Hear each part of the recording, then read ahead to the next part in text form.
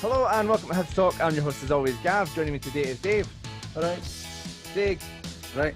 And Stuart. Guys, how you Hello. getting on? I'm good, mate. Yourself? Yeah, good.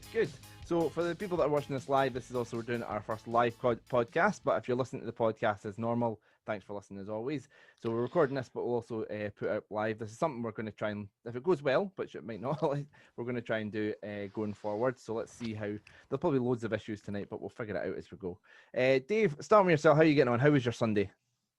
Chilled. Just sat and watched the football. Lost another tenner at the bookies. Lost some games in COD. It's kind of standard Sunday.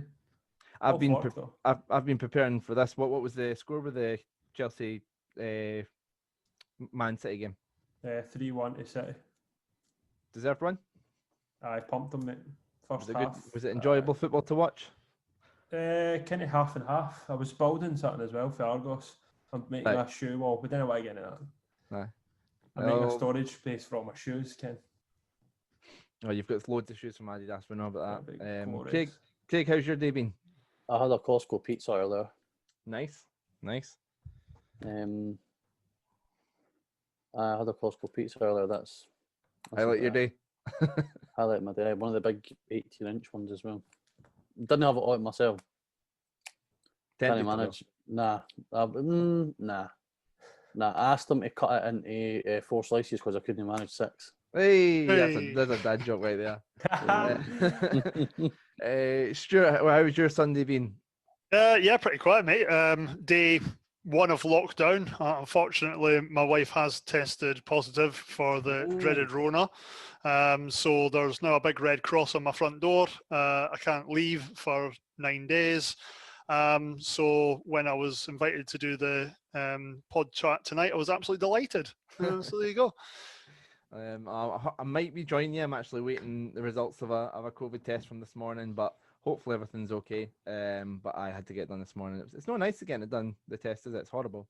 What was it you said in the chat? You couldn't manage it when you got to the back of your throat. You were gagging a wee bit. Yeah, I was gagging when it got to the back of my throat. But yeah, obviously we're going to have a chat today about the Livingston game and the kind of fallout from that. There's been a lot of fallout on social media, so we're going to have a chat about the Livingston game and obviously chat about the transfer window with that opening tomorrow. I thought it was first, but apparently it's tomorrow opens. Off of that news from the Edinburgh Evening News that Cadden set to sign for Hibs, so we'll have a chat about that as well. I've got a quote from a Motherwell fan. That's how prepared I am. A bit about Drey Wright, because I know he's been off form recently, and then finishing up with start bench sale as always. But let's get started with the game and start with the lineup. A few changes, originally 4, but that changed to 3 when Rocky pulled up an injury in warm-up. Lewis Stevenson came in for Doig, Malin came in for Hallberg, and Gogic came in for Drey Wright. Craig, was Doig a bit unlucky to be dropped after last week? I think so. I mean, he was kept at the firing line for a few weeks, obviously because his form was starting to dip, as you would expect for somebody so young. But then he came in against Rangers, and we didn't want to bask in glorious failure, but Tavernier's been unbelievable for Rangers this season, and he never got a sniff out of Doig, and then he gets hooked after 55 minutes against Ross County, 60 minutes against Ross County, and he's benched yesterday. I thought it was really unfair. Really, really unfair, actually. There's a lot more there's a lot of others that could have came off and had a spot on the bench before him anyway, let's put it that way. Yeah, I agree. I thought it was quite unfortunate not to get in. One of the things I said kind of on Friday when we kind of did our test for this and we kind of chatted about the Livy game, I said the fact that I was quite worried about the threat of Mullen, and when I seen the time lineup I put in the group chat to you guys, I worry about Mullen versus Louis, and unfortunately I was kind of proven right early on. Dave, I mean, didn't take Livy long get in front. Bartley won the ball. My God, I have missed saying that. He knocks it forward. Robinson heads it out to the left. Mullen gets ahead of Louis quite easily, and instead of just running with it, smashes it past the keeper. What was your thoughts on the opening goal, Dave? It was a good finish, to be fair, but it was far too easy. Like you say, just outran Stevenson, and I think Doig would have probably had a better chance, but It's all down to positioning, far too much space over that side of the park. And then could Barnes have done a bit better?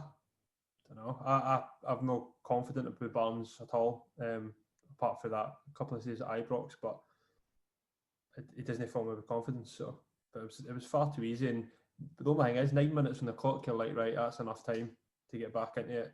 Maybe a wee boot up the arse, you know what I mean?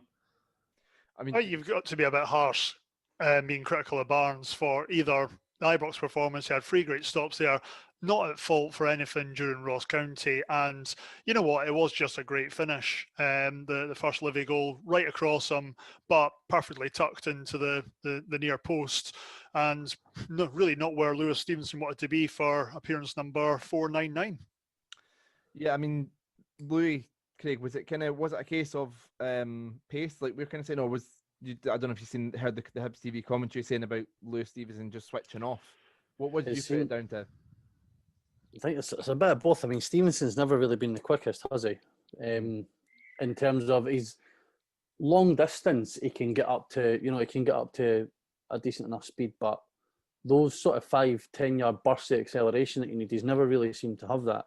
And I thought it was a wee bit of both, if I'm being honest. He's been caught out, and then he's not had the pace to get back and cover. And I think in relation to Barnes, it's how quickly did he find out before the game he was meant to be starting? I know players at all levels should be ready when called upon, but he's done his warm up fully expecting to be sitting on the bench, and then all of a sudden he's thrust in. So maybe he, even though he's played the last 3 games, wasn't feeling as sharp as what he could have if he'd have known he was playing for the start. Yeah, before Marciano got injured, obviously. Yeah, I think it's always a tough thing, especially in goalkeepers. You know, if you're a striker or a midfielder, or even maybe not so much defender, getting thrown in is always tough. But a goalkeeper, I think that's the most difficult one. But at the same time, he has been playing the last few games. It's not like he's been thrown in and hasn't played in a few weeks. So yeah, I mean, he should have been ready to go.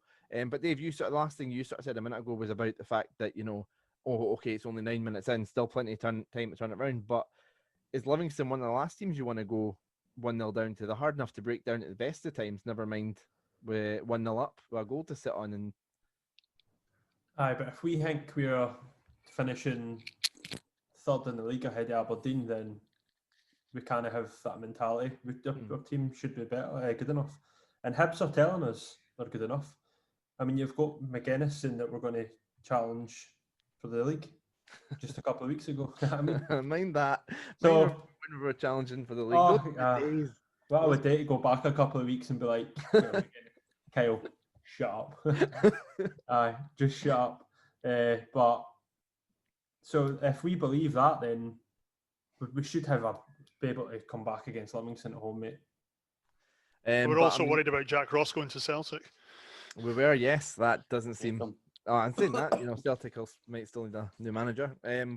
But so I mean, we kind of hope that we'd turn it around, but things got a bit worse not that long after. Livingston have a corner. They play a short corner. Sort of Mullen plays it, and then the boy puts it back to Mullen, who stops it, whips it in. Barnes comes out and tries to punch it, which causes it to ricochet off Porteous's back, goes up in the air. Porteous and Gogic go for the same ball. It tumbles down, and it's Guthrie who smashes it in at the back post with no one around him. Stuart, your initial thoughts on the goal? Absolutely at the point was regretting all the positive things I'd said previously about Barnes. Coming out and absolutely flapping at that one. Part of me wants to say there's a bit of bad luck in it. With ricochets, 2 players going for the same ball, but there's actually a screenshot of the Livy boy finishing it, and it looks like he's almost put it through 6 players. Nobody is anywhere near him, and yet he's still able to bury it, and we're 2-0 down within the first 14 minutes. And one of the questions I've got, Dave, you can sort of answer this. Why, you know, I was watching it back, Newell and Mallon are out there to kind of right beside it. It's as close as they can be because they can see they're going to play the short corner. And then the boy passes it and then gets it back and still able to stop it and then whip it in. Why give up 2 men if he's only going to stop the cross? The pressing needs to be better. But the same can be said, and I'm just going to skip back to the Ross County game for 2 seconds, but it was one of the Ross County goals that Newell could have been much closer and much tighter with one of their goals as well. Aye. Like, I just seen him like kind of sauntering back really slow, and he's been getting a lot of plaudits, but he can't just be like, oh, Silky in the ball and no be contributing, especially when the midfield's soft as anything as it is. He needs to be a bit more in your face. Yeah, I agree. It's there has been a bit softness in recent weeks, unfortunately. Craig, with the goal, do you kind of put it down a bit on a bad luck, like with the fact that the punch for the goalkeeper comes off the back, and then the fact that when Porteous and Gogic both go for the same ball, it comes off one of their shoulders and just sort of the way it tumbles down perfectly for Guthrie. Is there a bit of bad luck, or is it just bad defending? Gav, you stopped streaming? It's saying it's stopped. It's offline. Let's have a look. It should still be up. To edit the podcast. Still says it's live. Playing Football Manager 2014. I don't know how to get rid of that. Is it stopped? Yep. It's back on now. Is it back on? It's back on now. Yeah, it's back on. Perks are going live, eh? Let us know in the chat if there's any problems with it. It says we're still live, but it's part of my phone. It's still there. Anyway, I've got it loaded up now, so any issues. That's one thing for me to edit out the full podcast. So we'll kind of go from where we were there. Yeah, sorry, Craig, you were saying about whether it was bad luck or poor defending. I think it's a bit of both. The keeper, for me, isn't strong enough in coming for the punch. He seems to get crowded out far too easily, and then it's just a total stramash. One of them where it just seems to, like, that could have ricocheted off a million bodies and went in, but it's quite indicative of the situation that we find ourselves in just now. I think if we're in a good run of form, that doesn't happen. But it's systematic of the previous 2 games that's the kind of goal that we're going to concede. And like Stuart says, 2-0 down after 14 minutes. Like, you can only imagine what the reaction would have been like at Easter Road to that. I mean, I think I had a Kit Kat next to me, and I think I launched it at the door. And I was just a bit like, fuck, because For Kit Kat. it was, I know, I went and picked it up late and it was on bits and everything. Oh, go on. Still Was that ate it, Kit Kat Chunky? Aye, I know. Throwing That's a that bit in the cool. Did he door, call like- him Chunky? I bet no. But no, it's one of the ones that if you're in a good run of form, that doesn't happen. But if you're in a downward run of form, those kind of goals seem to go against you. Mm-hmm. Yeah, I think, Craig, you're absolutely right. That right now we're probably very lucky that there are no fans allowed at the games. Especially those last 2. Oh, absolutely. When you're looking at, probably jumping ahead here, a 5-0 aggregate score at home to Ross County and Livingston is absolutely disgraceful. I don't look at those teams and say, oh, well, we're outplayed. Well, we were outplayed, we're outclassed, but they've got nothing on that pitch that makes me think, oh yeah, we're in for a tough game here today. And yet both of them stepped up. They both looked hungrier than us. Hibs right now have got no emotion, no passion, no tempo to them. And this is where the real frustration for me is coming from. Yeah. Like we could all put down to break of the ball, an unlucky bounce, things like that. These things happen. That is football. We've benefited from it, and it's also going to cost you. But there's certain things you can control, and that's what we're not doing. And I mean, one of the sort of first attacking points we can talk about from a Hibs point of view, Porteous kind of gets the ball from Malin, takes the ball forward a bit, and plays the ball towards Deutsch, who does sort of a nice fake, to be fair to him. It comes to Nisbet, who can kind of controls it, takes it into the box, and goes down. Did you guys think it was a penalty, yes or no? Definitely a penalty. Yeah, it would have been soft in my opinion, but yeah. So we've got yes from Stuart, a soft from Dave, and was that a no from Craig? No, it was a yes from me. I thought Tam McManus was way off the mark when he was like, nah, that's not a penalty, that's just a coming together. He gets clipped. Yeah. Because it's clear as day he gets clipped. maybe isn't a penalty in Tamsday, but now Maybe. it is. Let us know in the chats whether you thought it was a penalty or not. I mean, this wasn't a Livingston goal, but I mean, we have to kind of talk about it. Hibs have a throw in their own half, in line with the 18-yard line. McGinn throws it to a Livingston player, which is crazy. And then a poor touch from the Livy player means it comes to Sibbald. The pass is then kind of takes a deflection, comes back to McGinn, who then clears it, but the clearance comes off a Livy player. And then goes across the box. Ricochets across the box, and the volley saved by the keeper Barnes. I mean, again, we could say a bit bad luck, but Craig, that's just poor defending from McGinn, isn't it? I would be more surprised if a throw-in that we took went to a Hibs player than an opposition player. Like, we are the worst. We must be the worst team in the world at throw-ins. Yeah. There is one throw-in in my life that I can remember being decent, and it was away at Dundee. When I think it was Canberry, he who must not be named, threw it to Horgan, and then Horgan squared it to McNulty, I think. Right. That's the only time I can ever remember a throw-in coming off. We are absolutely honking, excuse me, at throw-ins. Right. It's really poor, really sort of just basic errors that are just, I don't know if it just seems like a lack of concentration or just, it's so simple that it's our throwing and it ends up in a Livingston corner. But what's happened to McGinn over the last couple of weeks?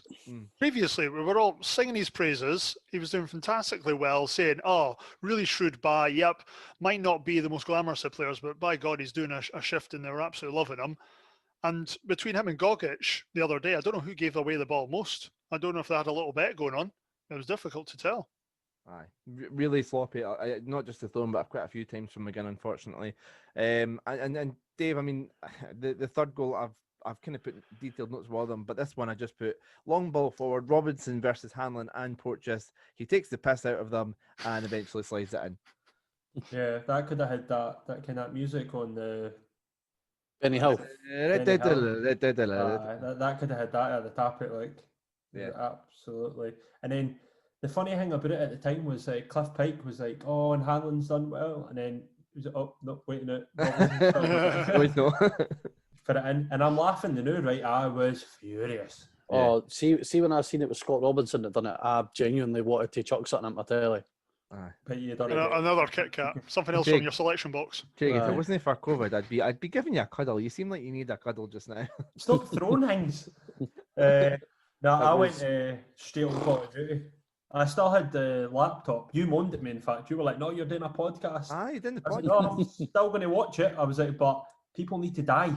Like, so I went on Call of Duty. I didn't kill anybody. I'm not very good at You're the one that died, so your day got even worse. Aye. I'm the same. I went on FIFA and I got leathered about 3 games in a row. Yeah, I couldn't play FIFA. I just wanted nothing to do with football. I know Billy put screenshots of the fact that he was playing Hibs on FIFA, and I didn't understand how anybody could do that. It's like the Hibs are the last thing I wanted to see at that point. I'm not going to lie, and I Ken Billy's watching. That was really, really, really pissing me off. Just Really. I don't know. I've started supporting Billy's version of Hibs. Billy was putting more Kit Kats in danger. Aye, exactly. But then the ball over the top, again, it was a header not dealt with by Porteous. He did the exact same bloody thing against Ross County and he got away with it, but this time we were punished. No, that one put down to poor defending. Porteous needs to screw the nut back on and stop believing his hype. He's benched. But for who though? There's no For who? can bench Exactly. McGregor Yeah. on the bench. McGregor and Gray. Yep. Like, it's their own fault. That's the reason why. That's the reason why these clowns are getting away with it week in week out is because there's nobody pushing them. No competition. Like letting Adam Jackson go. Like what he's doing. Absolute head's gone. I said it on Twitter. See all these young laddies that they keep interviewing before the game. Get them in. Like see on Saturday, right? We're 3-0 down.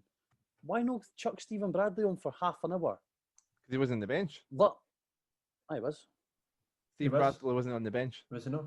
No. He wasn't on the bench. Honestly, I had to double check it twice. He wasn't on the bench. Unless they changed it with the goalkeeper.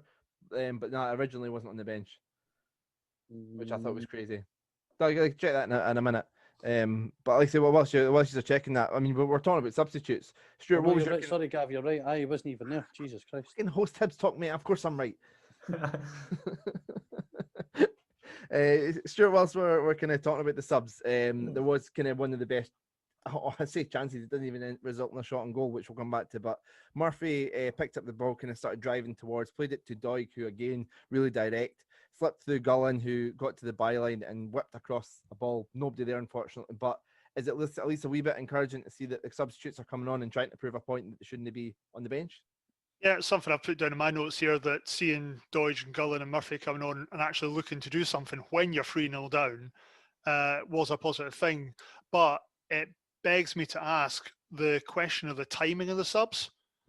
Obviously, halftime team talk went completely out the window with a long ball forward and a very poor defensive to put them 3-0 up, and that was it. Game was over. Call of Duty, Kit Kats, everything in the meantime was all happening. But yeah, we should have been making bigger changes. I think Tam McManus made a brilliant point about put the young laddies on. It's good for them to come on, when you're 3-0 up in a game, get them a bit of confidence, get them their win bonus.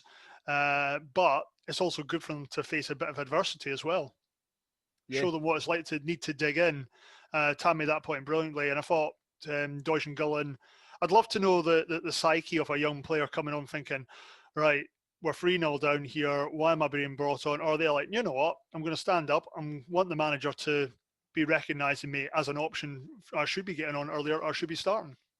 I don't know what Gullen has to do to get a chance. Like he's no.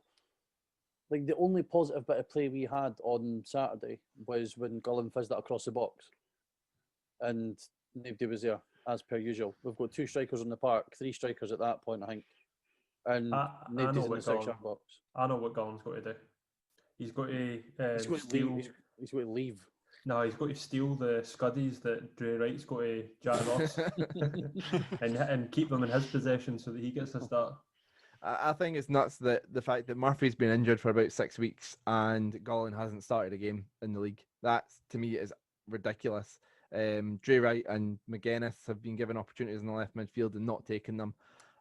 So a bit frustrating there.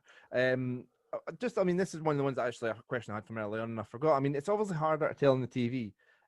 But what was the formation? What did you guys think the formation was? Because I mean, I put up on Twitter maybe a diamond because I know Boyle had played right centre mid last season, but it clearly wasn't that. Was it a flat 4-4-2 or was it the 4-3-3 with Nisbet out on the left? Or what did you guys? I would have said it was a 4-3-3 with Nisbet and Boyle either side of Doig. See, I thought that as well, but then I thought Boyle was kept dropping really quite deep on the right. So I was like, are we floating between the two? Yeah, I would agree with Craig there. We're floating. We're going between 3-5-2 and a 4-4-2 and a 4-3-3 and who knows what. Like, we need to find a formation and stick to it. Being fluid in all these formations is good, but not when you're trying to do them all at once in the same game. But that's what we were praising Jack Ross for earlier in the season, being able to change things, change formations. It was something that was highlighted right at the start of the season. This is what they've been practicing pre-season, so we can fluidly change our approach in a game. Have the players been given too much instruction? Possibly. You think that's what they said about Hickey, wasn't it? It was too much. Like they were trying to fire too much information at them and not just like simplifying it a wee bit. Well, Scott Allen alluded to that the other week anyway. I think it's one of the things that a lot of managers, when they come in, they kind of go back to basics and they don't overload with information and have a good spell, and then they get confident and they start putting lots of information in, and it's just maybe football needs to be simplified a bit more and let the players play. That's kind of that nobody gets that because it's a wrestling thing. Anyway, let's get back to the Hibs because I'm going off on wrestling. One shot on target in the 90 minutes, and I think it wasn't even a shot. It was a header from the 18-yard box, which, as Stuart Aitchison put it, the goalkeeper could have threw his hat on. Stuart, what's going on with the creating chances at the moment? I mean, I know Livingston set up well, but I mean, they were quiet against Ross County. Only 4 shots on target again at home to St Mirren, a game that we won, but no, never to be. I forgot. Yeah, we beat St Mirren 1-0. We did die. We did 1-0, but even then, only 4 shots on target. So what's going on with the chance creation at the moment? Well, you know what? Going into that Christmas period, we had the game against St Mirren, Dundee United, away to Rangers, home Ross County, and Livingston. We should have been looking at minimum 12 points from that one. We've walked away with 4. We, as I said earlier, 5-0 aggregate against Livy and Ross County. We're simply not hungry enough. Teams have either figured us out, but we've got no drive, no tempo, so we're not going to create things. Craig said it perfectly. We've got Boyle dropping far too deep back. Why are we not letting him kind of run at players? He doesn't do it anymore. That guy creates chances. He panics defenders. That's what was working pretty well for us at the start of the season with Doige and Nisbet getting chances. Dave, has Boyle become too much of a team player, and rather than a bit more selfish and a bit more freedom? What do you mean? What's he been contributing for the team? No, but has he been given more instructions? And I mean, I for example, Ivan Spurilla, I don't think was given a lot of instructions. It was like, you're fast, get the ball and knock it past somebody. Have we maybe given Boyle too much instructions, too much, to track back and defend more, use his pace to get up and down the pitch? Should he maybe is it maybe as simple as giving Boyle more freedom? Possibly, but I'd say putting him in the part of our front three has quite a lot of freedom for Boyle, considering he's not getting tied down to a wing back role, and he should be pretty free in there. But when he gets the ball, he hasn't been as direct as he is, and he seems to be stuttering. And I think he's a one-trick pony, and players have just know what he's going to do now. Craig, is it as simple as? I mean, do I drop Boyle now? Or would that maybe give him a kick up the arse, or impact off the bench? Drop him for who? Like and I genuinely can't believe that we're sitting talking about this, about Martin Boyle in this way, just 6 months after we were all absolutely throbbing at the fact that he'd signed a new contract. Like, we were all worried he was going to leave because he'd been so good and blah blah blah, and now we're just a bit like I would be really nonplussed if somebody came in during the window and offered us a decent amount of money for us. Take it. Like, there is genuinely maybe a handful of players that I would like to see kept in this team. And this isn't a sort of like a reaction to what's happened recently. Like, I'm just bored now. Like, I was kind of on the day, I was against Dave a bit, because Dave was like, and actually, and yourself as well, Gav, because you were like, we're winning, but it's shite. Like, we're winning, but it's boring. And I was like, but I would rather win. Like, results first, performance later. Whereas now I'm just like, I'm thinking to myself, can spending what, 400 odd quid on 2 season tickets, can't even go, so I'm having to sit and watch in the house, and this is what we're having to watch. Like, it's just not good enough. The team for me is boring. The personalities in the team are boring. There's nobody with a bit of, and the one that we do have with a bit of Patter Boyle just seems to be, all he wants to do is laugh and joke. For what you see for the very well, with the output for Hibs on social media, which recently there has been zip. I'm just quite pissed off with Hibs at the moment, if I'm being honest, and everybody's in the firing line. Yeah. Stuart, I mean, questions are starting to be asked. I mean, we'll come on to Jack Ross a bit more in just a minute. It's the next sort of topic. But I mean, is it one of the things with Jack Ross that practical is kind of a term that's kind of followed him a bit? I remember sort of speaking to a St Mirren fan, they're like, they're practical and effective, get the job done. Sunderland fan kind of said that, but then said at the same time, too many draws. Is it fine to be a bit boring but practical and effective? Maybe not creating loads of chances, but getting the wins if you're winning. But then that's one of the things that'll quickly change if those wins stop. Yeah, I think you're absolutely right. There just doesn't seem to be a lot of dig in the team. There's not a lot of creativity. Have we been set up that way? Yes, it is. But I think it's also worth remembering we are only 13, 14 months into Jack Ross's tenure, minus a massive break for basically global pandemic. You might have heard of it. So he's far from had a normal 12 months to allow him to come in and put his own stamp on the team, start looking at, we've said a couple of times here tonight, yeah, we need to drop him, but how do we replace him? Who do we replace him with? That's something that probably Jack Ross is still having to work through and work around with Graham Maffei as well, to try and see who are we recruiting and who do we start replacing. Yeah, and I mean, there's a lot of reaction online towards Jack Ross. I mean, to me, I think Jack Ross, we should get used to him in a good way. I think he'll be here for a long time. But Dave, a lot of sort of people saying about Jack Ross and Jack Ross out and things like that. You know, the three word review that came up a few times, which to me seems quite nuts. I mean, at the end of the day, we're in the Scottish Cup, League Cup semi-final. We got to the Scottish Cup semi-final under we've still got the Scottish Cup to come. We're fourth in the league. You know, Aberdeen, okay, they've got games in hand, but they're only 2 points behind us. Is it just is some of that just a snap reaction? It is, but I think the social media reaction all comes down to you're not at the game, so you didn't vent your frustration straight away. So your first thing you do is you get your thumbs gone. But you're at the game, you've fucking gaffed your tits, you're shouting at the park. By the time you walk down and you get to the car, you get to the pub, you've camped down a bit. It's the same. See if we'd done this podcast straight after, like it'd just be the most negative podcast in the world. Whereas now it's just the second most negative podcast. I mean, I am quite a negative Hibs fan, but is it you're a negative fan, or is it you've got high standards? I've not even got high standards. My opinion is that I want to watch better football, and I said this to you earlier. It's like, would you rather be a Leeds fan or a Southampton fan? I'd rather watch Leeds every week. You put that to me. I said Leeds. Craig, who would you rather support at the moment, just on the way they play? I think it's a no-brainer.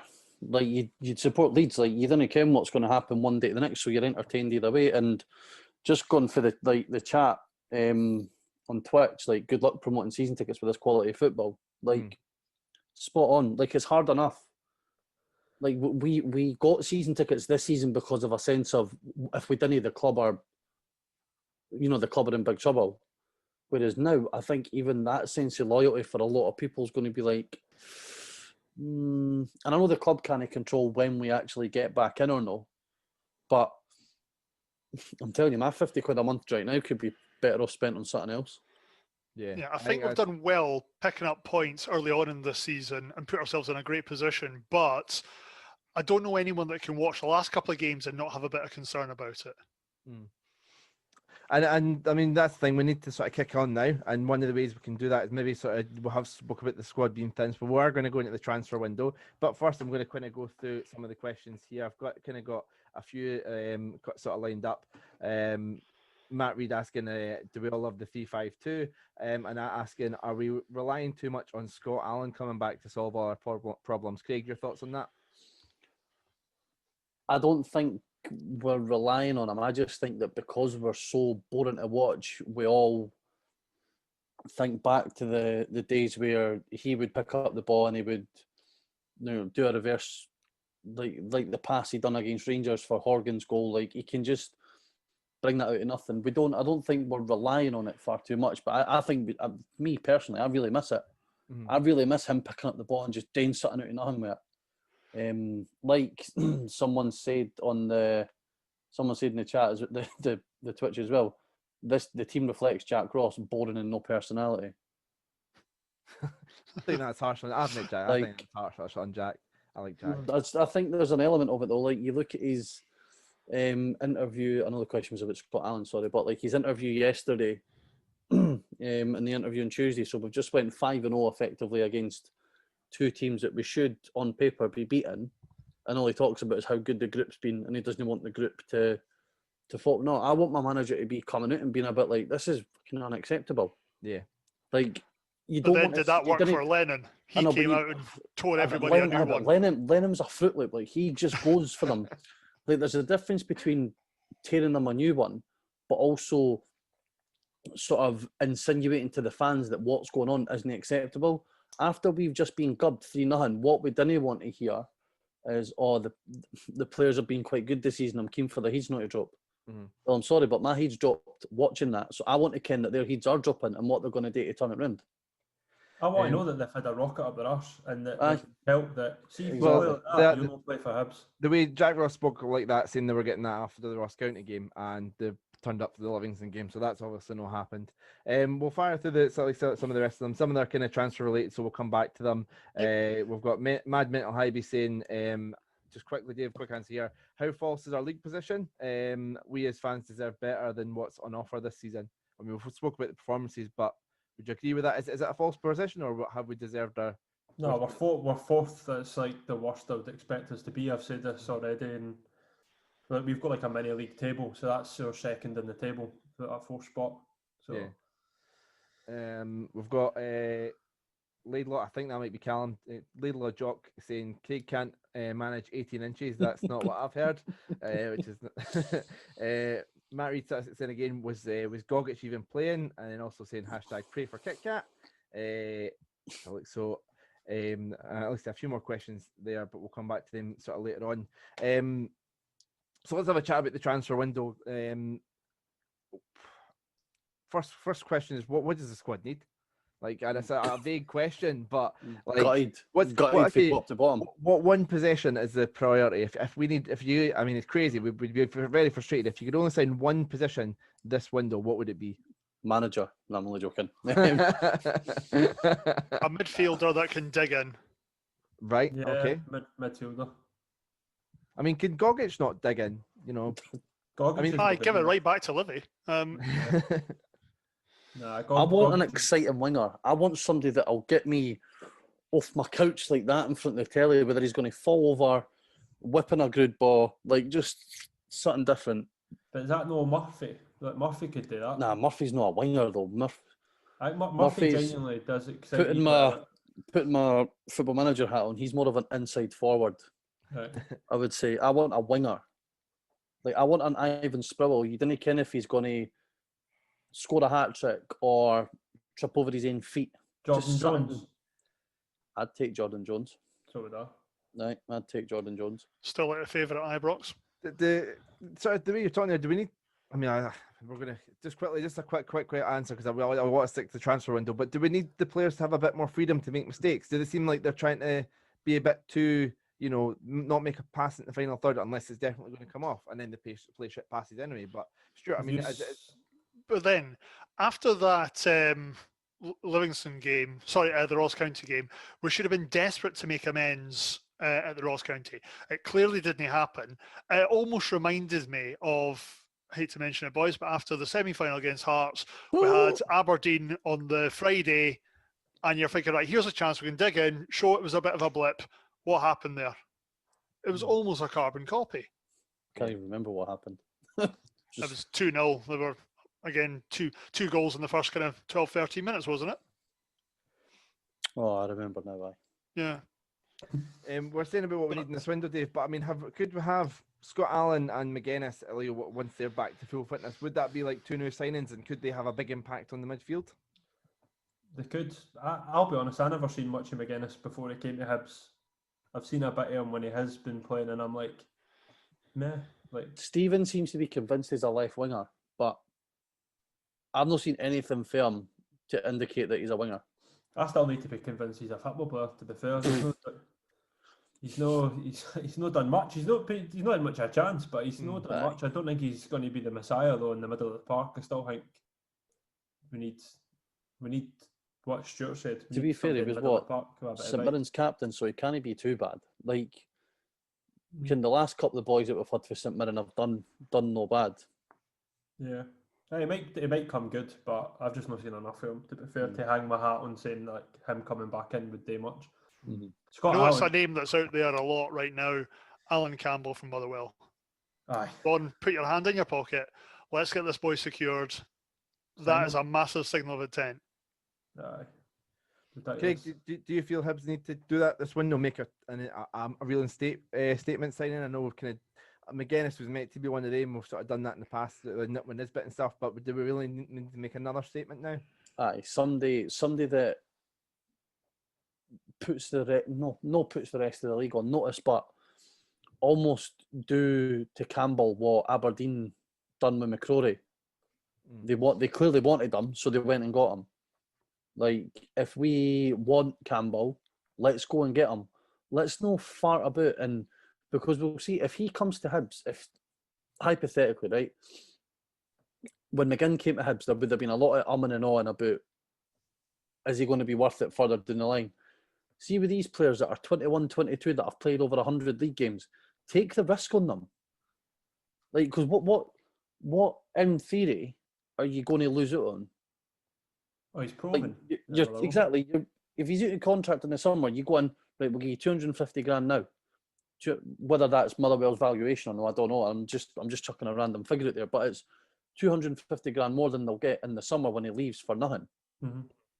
Like, let's go out and actually if Ron Gordon's talking about we want to be the best of the rest, let's go and prove that we can be the best of the rest. Let's go and pay the money for these players that they deserve to be paid. No penny pinching and trying to negotiate sell-on clauses and like bonuses after a certain amount of achievements. If we want them, go and get them. Then, if there can be a deal made, fair enough, but then move on. Then he spend 4 weeks waiting to get somebody for it to then go, sorry guys, we really, really tried, but we can't get them. No. Who's that? I don't know. I'm just trying to think of like a Gimpy. Oh, I'm so sorry, it couldn't be done. David Tanner, like kind of. Jack Ross said we're at a crossroads in his interview after the game. But the whole club is, to be fair, we're at a point where we've got a new owner, and we're all buzzing about it. And that, fair enough, some good stuff's been done in that off the park, and that time to get some good stuff done on the park. I know we have spent money, but let's keep going, investing in it. Otherwise, it's just been a complete waste. Mm-hmm. So getting back to the playing squad, then you have mentioned a central midfielder. Stuart, what else would you like to see brought in this window? Just sort of getting back to the players. Probably not going to be very popular, but a replacement for Paul Hanlon. Paul, absolutely love you. I think you're absolutely fantastic. Been a complete legend for the club, but a couple of times you've been found wanting recently. I don't know if it's your spatial awareness or you've not got the legs anymore. We need to get somebody else in there that's going to help continue to bring Porteous along. I mean, Greg, what's on the defence? I've heard a lot of people say, we need a centre back, we need, potentially a right back. What's happened to the defence? We were praising the defence so much at the start of the season, 7 games without conceding a goal from open play. McGinn, Porteous and Hanlon were in the Scotland squad. Doig, who's playing left back, was in the Scotland under 19. So what's changed? I don't know. I mean, I've been a very, very big fan of Ryan Porteous for a long, long time. But right now, is Porteous covering for Hanlon's deficiencies, or is Hanlon covering for Porteous's deficiencies? And then is Hanlon being made to look like the one who's playing poor, or is Porteous being? I don't know. I'm very conflicted. I think you know what I mean. That 2 months ago, all 3 of them were in the Scotland squad, and we were raving about them, about how good they've been. You didn't go for being that to no having legs and such, as Stuart's just said. But I don't know. I just think we need to. If we're going to be best of the rest, we need to start having the best of the rest. And is Paul Hanlon and Porteous really the best of the rest of the centre halves? I don't think so. I think Porteous, as good as he is believing in his own hype a wee bit. And I'm one of them. Like, my mates will tell you that I'm one of them who has been like, this guy will go to the top. This guy will make Hibs a lot of money. I still believe that. Even though I do as well, but I don't believe it as strongly as I did before. With regards to Paul Hanlon, there's a reason that nobody's really came in for him or Stevenson that strongly over the years. But then on the flip side, all these managers have continued to pick them and play them. Like Stuart said, 499 games for Stevenson. Yeah. Like, that's regardless, that is unbelievable. And I've just totally went off. That's fine. No, it's fine at all.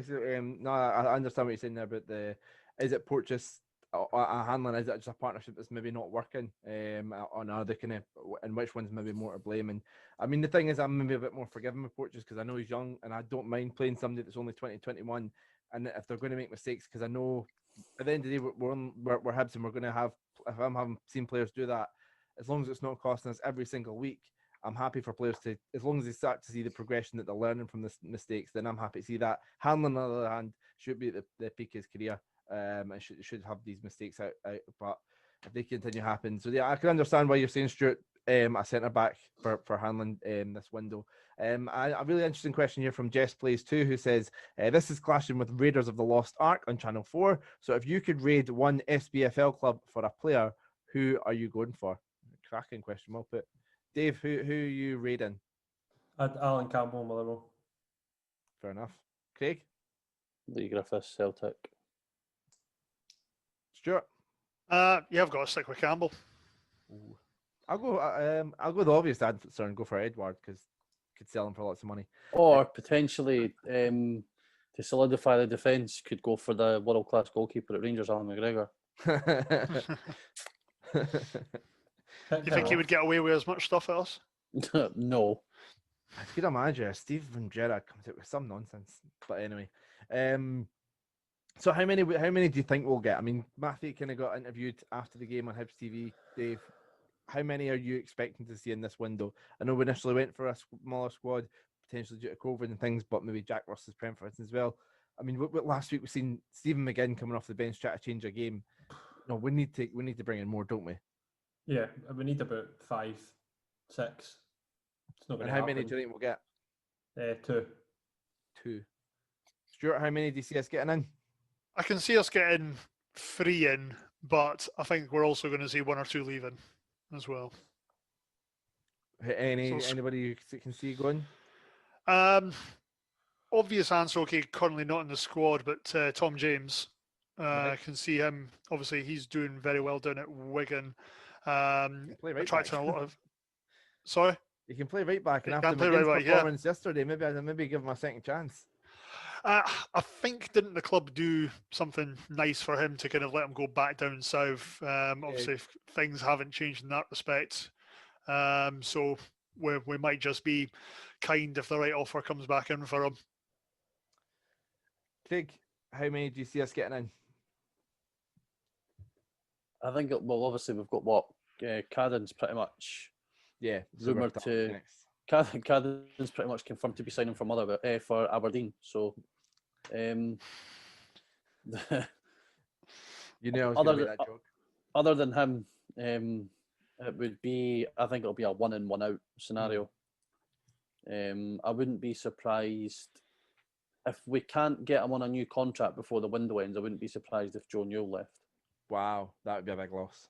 And one of the sort of bright sparks this season, despite recent form. But if he's not wanting to sign a new contract, like, I don't see a point in him being here.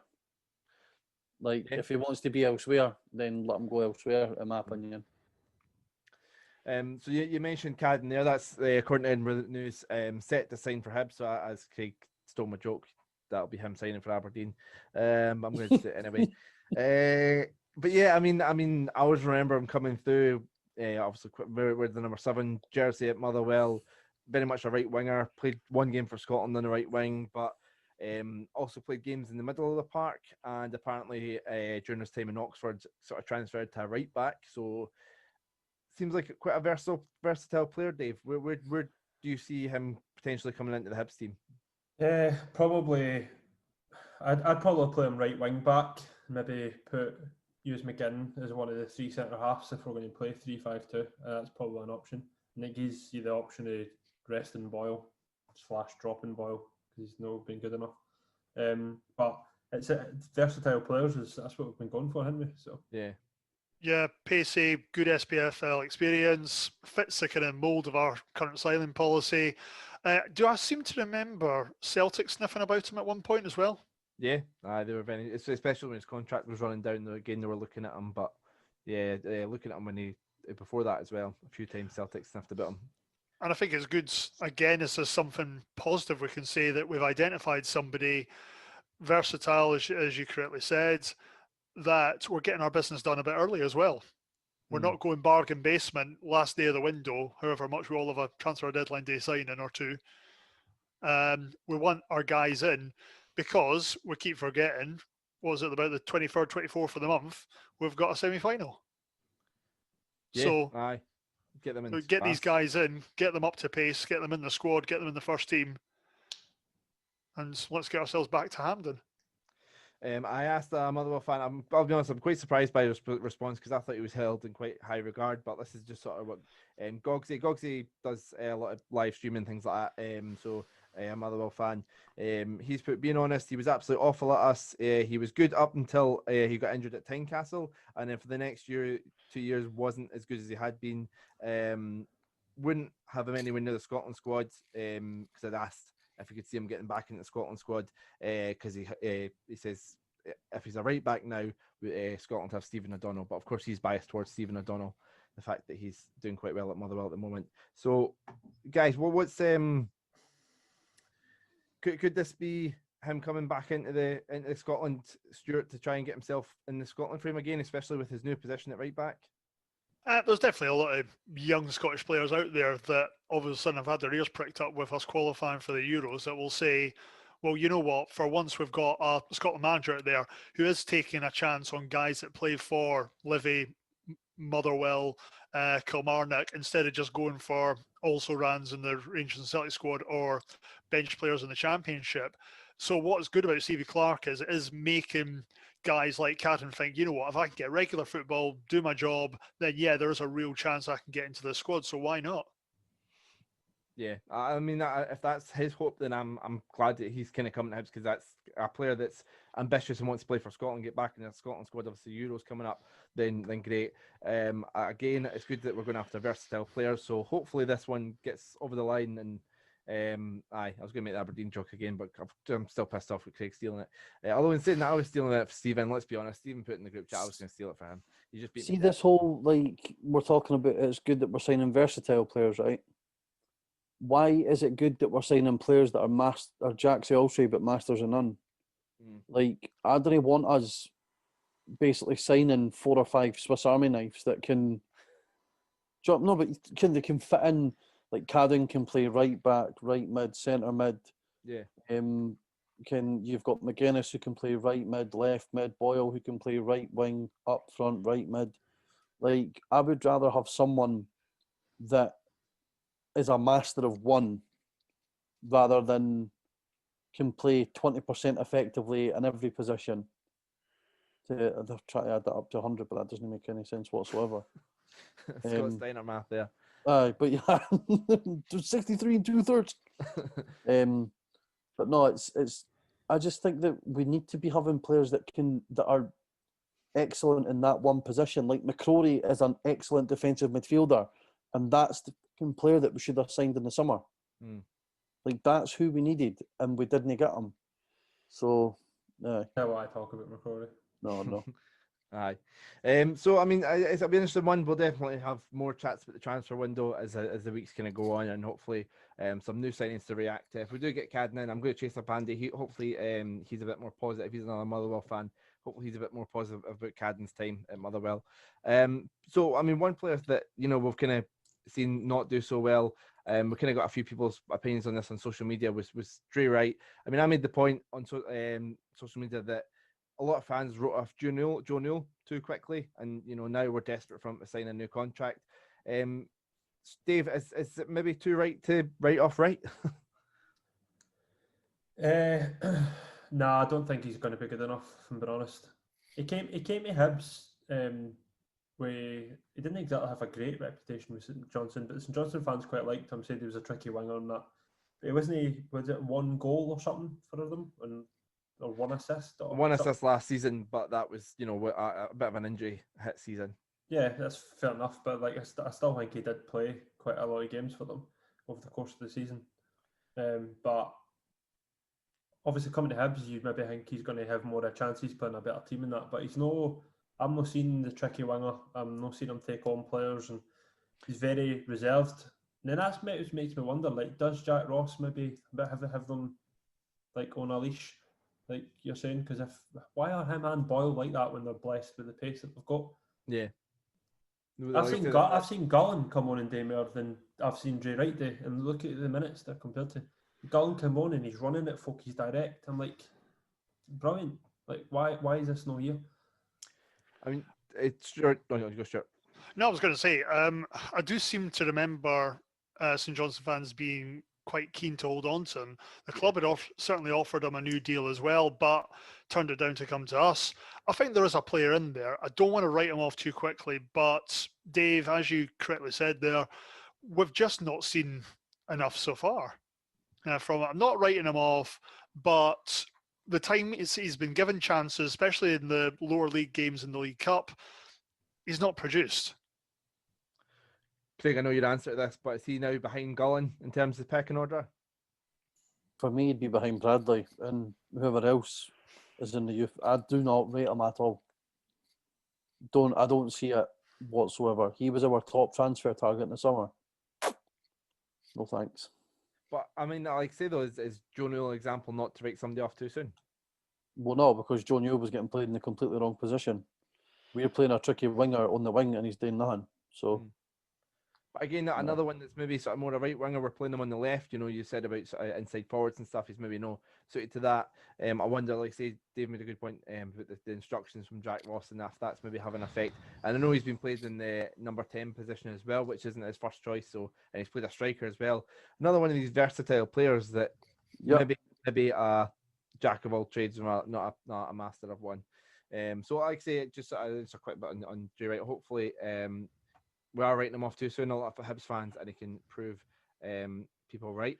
Like I say, we'll do start bench Celtic and then finish up with some of the questions from the chat and run through some of the comments. So the start bench Celtic, since we're playing Celtic next week, we'll do a podcast next week and get a Celtic preview up. But we're obviously playing Celtic next week, so we thought we'd do a bit of a Celtic edition. And what could have went through some of the obvious ones we kind of talked about, maybe doing Scott Brown, John Collins, things like that, but went for three slightly different ones. So went for Didier Agat, Ulrich Larsson, and Chris Killen. Dave, what's your memories of Chris Killen as of his time at Hibs? I mean, it was a bit shorter than it maybe could have been. One, an injury, and two, due to moving on to Celtic quite quickly. But what was your sort of memories of Chris Killen? Decent goal scorer. Did he not score 2 then get sent off? Against Rangers, yeah. Aye, that's probably the scored in his debut at Ibrox. Yeah. His debut was the 3-0 game in the cup. Where all the players had like cut off their collars or tucked it in, one of the two. That was because I really liked the collars on the top, and I noticed that was bothering me. Vardy used to cut his off. He used to cut his collar off. Aye, I hate a collar anyway. But so Ulrich Larsson, tremendous defender. Stuart, your memories of Ulrich Larsson? Yeah, part of obviously the kind of Alex McLeish early noughties Hibs team.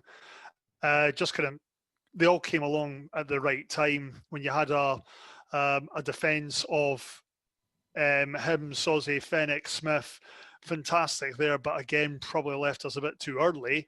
But then, like Agat went on to be in that Celtic UEFA Cup final squad or team even for it. So can you deny the boy for it? Absolutely. I think he's maybe one of those ones that, you know, we've seen him sort of settling in and seen a bit of his ability, but this Celtic definitely seen the best of him, Stuart, didn't they? Yeah, very much so. Right. And one that was quite similar to that was Didier Agat, signed as a striker for us from Wraith Rovers and sort of kind of moved to the right wing, and then Celtic eventually moved him to a pacey right wing back because they could do that full back. But a really sort of fast, direct player, Agat, wasn't he, Craig? Yeah, he also missed a sit in his debut against Hearts. I was thinking about that. No, was it the Dundee game, but it's like he got the ball on the edge of our box and just took on about. It could have been 12 men he took on. Like he just seemed to take everybody on, and then scored. I actually remember the game where Martin O'Neill came to watch him. I think it was that game because this was the old main stand was still up, and where I sat in the famous 5 stand, you could see into the car park. Right. And after about half an hour, Martin O'Neill, who was his assistant? Was that John Robertson and someone else left and got into the car and drove away, and then 3 days later they'd signed for them. They'd seen enough in that 30 minutes. Aye. He's when you look at the last sort of 20 years and think who got away, Like, he's one of the ones that got away for me. Yeah, as we were saying earlier, a player that you would just get up off your seats. That's what I mean. Like to that's enjoy. the kind of player that we need. Somebody as erratic as Didier Regatta, who's a striker for Hibs and then a right wing back for Celtic. All about that versatility. I don't like versatility. I remember I must have been about 10 at the time when I seen him, and I remember just being like, "Oh my god, Dad, how fast is he?" Like, he was just like one of the first players I thought was so fast. You know, I seen a bit of Mickey Weir, but he was sort of getting towards the end and didn't have his pace that he used to have. But my god, what speed! And then again when he came back to Easter Road as a Celtic player, just watching him bomb down that touchline so fast. So like I say, let us know in the comments who you start, bench, and sell out of these three. Dave, starting with yourself. Who you starting and who you benching and who you selling? I'm starting the Gat. I'm benching Lawson and I'm selling Killen. Craig? I'm going to start Lawson. He was one of my favourites of that team. Benching Agat and selling Killen because of how he left us. And I'm doing completely different. I'm going to start Killen, bench Agat, and just because of lack of options left, selling Lawson. Very surprised at that. I'm something like Craig. We start Lurson, bench Agat, so take his pace off the bench, and then unfortunately just because the last one left. Although I did like Chris Killen, sell Chris Killen, too injury prone, so that's the reason for selling them. Sorry, Chris. So let's have a look through some of the questions here. I have to say this is one that's been the most difficult thing about going live is sort of managing the live chat, especially because Streamlabs has been a bit funny with it and saying chat paused due to scroll. I don't know how to unpause it. Yeah. Can you just read that last comment on the stream now? Agree with Dave. Yep. Thank you. Did we miss the one that said, "Well said, Craig"? Yeah, we missed that, mate. Just know all about you. So we've got Hibs09 asking, Mrs. McGinn, got any more kids? We need them. Asking, do you think we'll actually see Scott Allen back this season? Obviously a bit of an unknown, but Craig, if he's back in training, we'll have to get our hopes up that it's going to be soon. I think he'll be back for the semi-final.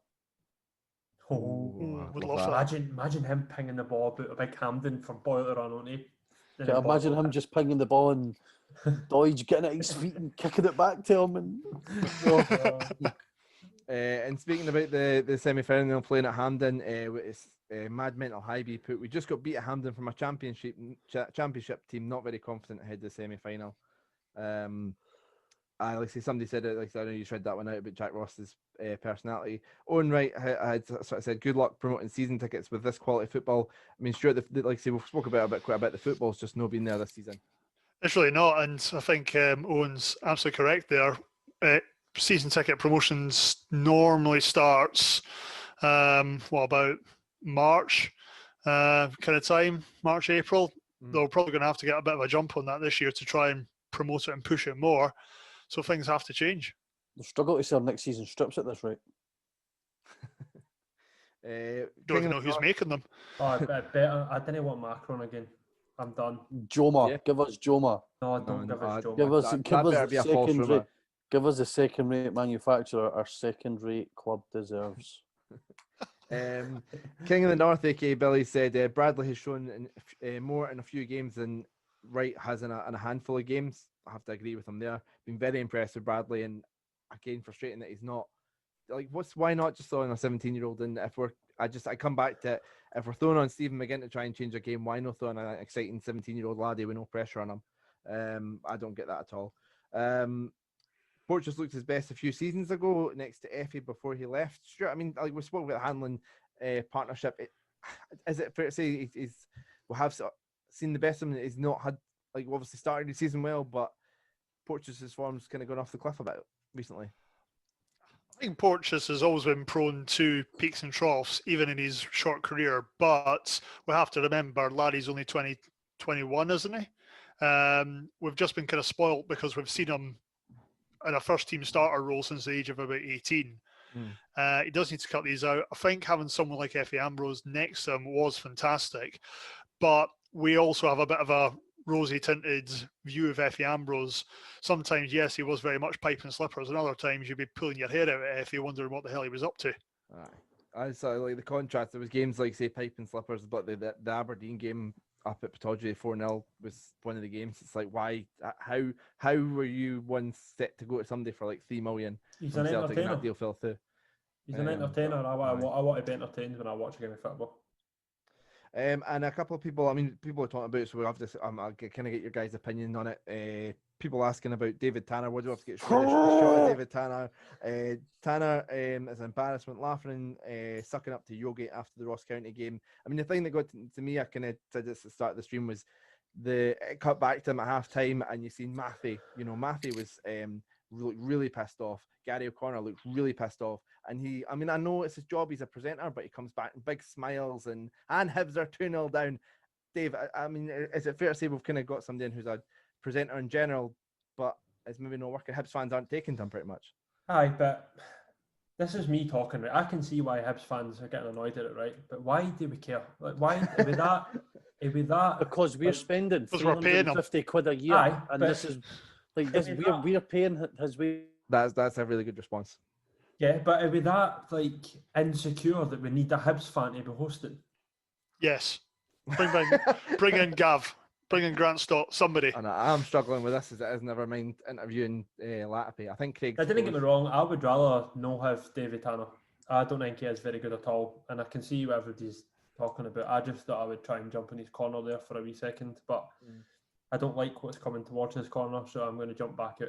I think what we have to look at is Tanner is filling the role of kind of anchorman presenter that you will see on BT, Sky, things like that. But what we're used to, but what we're used to seeing on other fans' TV is complete and utter bias. And we accept that. If I have to watch Red TV for the Aberdeen feed or Rangers TV for that game, I'm not expecting them to be too full of praise for Hibs or whoever the opponents are. But yeah, it was always something that Cliff used to say. And we welcome the viewers or listeners from St Mirren. Please remember that we are Hibs fans, but we will try to be as unbiased as possible. That's the kind of as much of a write-off as you need to give it. I mean, I disagree wholeheartedly with that.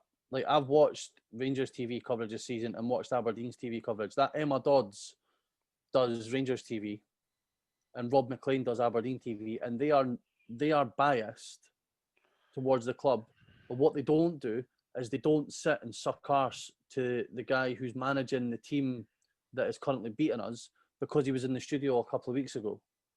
Like, that for me is not on. Like, I just don't get it. I don't see how people who are behind Hibs TV are watching that thinking that him being on there is a good idea. He pauses all the time. He stumbles all the time. He laughs at inappropriate moments. He can't lead a conversation. He's got this hard on about saying, "Oh, welcome to Easter Road, home of the Capital's only Premiership club this season." Like, it's funny the first week. Aye, it was funny the first time you said it on the first broadcast. We're now in fucking middle of, like, we're now at the start of January, 10 home games deep, and you're still coming out with the same patter. I just think it's terrible. And the fact that we're paying for it makes it even worse. Fair enough. Like I say, people have been talking about it, so we're kind of getting people's opinion on it. I mean, to be fair, the guy's, getting paid to do a job, and he's doing it his style. I don't blame David Tanner. That's his style. I'd maybe say, why was he the one that Hibs went for? I think. But anyway, like I say, I mean, when I first heard that, I was like, at least Hibs are going for somebody a bit, well, it's a big name, and at least the money's going towards something. But anyway, but I have to say the rest of the production of the match, I think, has been fantastic. I've been really impressed with that on game days. Maybe just me, but really impressed with that.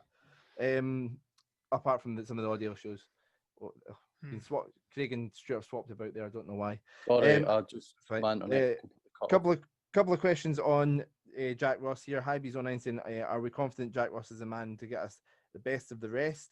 Only going to get more difficult when Hearts get promoted. Not looking forward to third this season after a few more signings. I mean, and like I say, Billy said, if Ross isn't the man, who is? To me, Jack Ross is still the man. I still believe another transfer window he'll turn around. I think, like Derek McInnes. I've said this plenty of times, like Derek McInnes, I think he'll be there for a long time. Stuart, what's your kind of thoughts? Jack Ross, is he the one that's going to long-term get us third established? Yeah, I agree with you, Gavin. I think the McInnes comparison is fair. Hopefully we don't totally emulate the style of football that Aberdeen have gone through. But we have to remember how long McInnes has been at Aberdeen, and he didn't do it overnight. Exactly. For it. This kind of chopping and changing managers, okay, Heckenbottom wasn't the right appointment, but I think Ross is going to be someone that's going to be here for a while, and he will kind of bring us some good stability, and the style and performance will come. Craig, your thoughts? I want to see a bit more from him. I want to see a bit more fire in the belly, so to speak, rather than this sort of blasé, keeping it a bit beige. I'm in the like I don't necessarily want him to go, but I wouldn't be upset if he did. Kind of thing, if that makes sense. Dave, is Jack Ross still the one? Is he going to make Hibs whole again? God.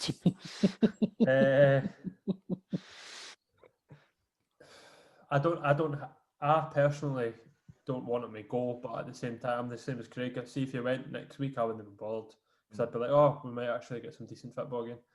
We hate games where we're all right, but it needs to be the norm. The anomalies are the good games, which I don't want. Yeah, to me, worst thing is the football needs to improve. But I mean, at the end of the day, we are fourth. We'll have to remember this. We're fourth in the table for a reason. It's a poor league. Doesn't matter. We're fourth. Where we are for where our budget is, like we've got the fourth biggest budget in the league, so we are by rights fourth. Yeah.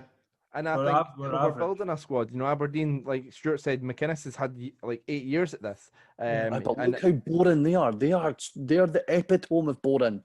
That's our model.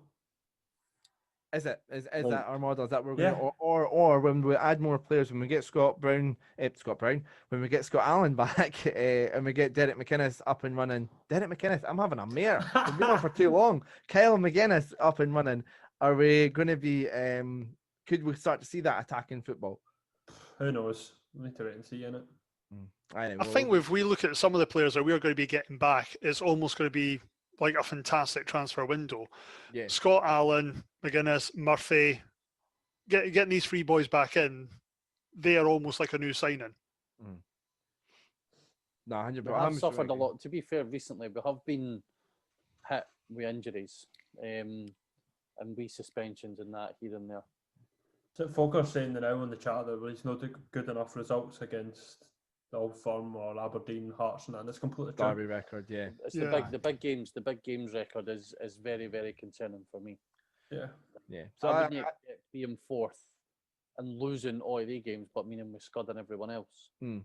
Like, because then you're just basically admitting that you're the bitch of the league for the bigger teams, and we need to really capitalise on the fact that Hearts are in the league. We need to get a head start on them for next season. I think, to me, Jack Ross, like I say, the song mentioned again, Jack Ross is still the one, but I think he needs to beat bigger teams, and hopefully a few more signings lead to better football, because the football needs to improve as well, because the bad, like I said, it made the point earlier on, the boring football's fine if you're winning, but when you're not winning, you see how quickly folk will turn. So yeah. So like I say, we'll finish up there. Thank you to everyone who's sort of joined us live and got some questions in. If this has gone well, we'll start to do this going forward. It seems to have worked. Like I say, we done a test on Friday and had audio issues, but this is, like I say, I might need help monitoring the chat a bit more, but other than that, because it's been a bit busier than I expected. But thank you everyone for joining us live. It really does mean a lot. Like I say, though, if you've missed some of the show, the podcast will be up full wherever you get your podcast from. There's a wee graphic I made up there with all the places you can get. I put Castbox in just for Dave because I know how much he loves Castbox, and that's where he gets his podcasts. So what you guys got planned much for this night? I know, Stuart, you mentioned earlier before we started recording, you're back to work tomorrow, even though obviously working from home with COVID and stuff. Yeah, back to work. Thankfully, I can just work from home. And other than that, just kind of counting down in my prison cell, little kind of tally marks on the wall. till I can get out of the house again. Not actually got a Red Cross on your door, have you? No. No, that is more about it's a fun plague joke for us all to enjoy. That was me think I kind of went, oh, that's a good joke. Wait, has it actually done that? Is that something I need to do if my test know. result comes back positive? Have I got red tape? All these things started going through my head. Craig, your plans for the rest of the night? Finish off weekend league on FIFA. Nice. Good. And jump on for a wee dub Ooh. at some point. I'm going to do absolutely nothing. Probably bit of Call of Duty, sit and watch telly. I'm off work for ages, living the furlough life, so yeah. I can feel it as well. I'm starting to. I lost a wee bit of weight, and I can feel me. All I've been doing is sitting about the house. I've even been eating loads, but I burn about 10 calories a day. I was checking. We went doing Cramond yesterday. With the boys with their electric scooters and done like a step count. So yesterday, like we were just checking it when we got back, and it was like, I've done about 5,500 a day. I think it was Tuesday last week. I think it was 207. Oh, wow. How far away is your fridge from your sofa? That far. I'm genuinely. I can only compare it to 2 years ago, but at this point, 2 years ago, I am now 4 stone heavier. Ken, what you should start doing? Than what I was. Getting angry and then throwing away your food more. And then walking up, going over to pick it up and walking back. That'll get you a few more steps, mate. I don't think you're the only one that has put on weight. I kind of lost a bit of weight at the start of the year, and I've put a lot of it back on just like because of lockdown and stuff. The new jobs helped, but I'm out on my feet a lot more.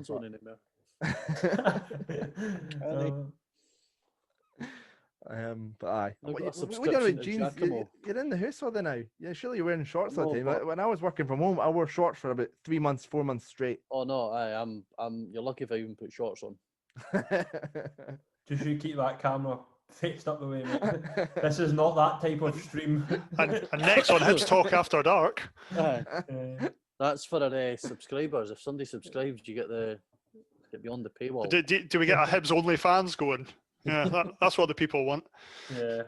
Well, we're a growing brand, aren't we? So maybe next year. Not the only thing that'll be growing. Right, sack it. Right. Enjoy the rest of your nights, folks. Cheers for that, guys. And like I say, enjoy the rest of your week. We'll hopefully be back next Sunday to do this again if it's going well. Might move it to Saturday because if Hibs are playing on the Monday, we'll have a chat about it and we'll let you know. Keep an eye on the socials at HFC Talk to find out when we're going live. And like I say, if you missed any of this, like I said earlier, subscribe wherever you get your podcasts to find them. Like I say, we've been Hibs Talk. Thanks for joining us and helping make the live. Thanks to everyone that's listening afterwards. And I'm going to shut up now because I've been talking for too long. Bye. Cheers. Thanks for watching, folks. We've got more videos you can check out. You can also follow us at HFC Talk, and why not subscribe wherever you get your podcasts, where we talk to Hibs, funnily enough. Cheers.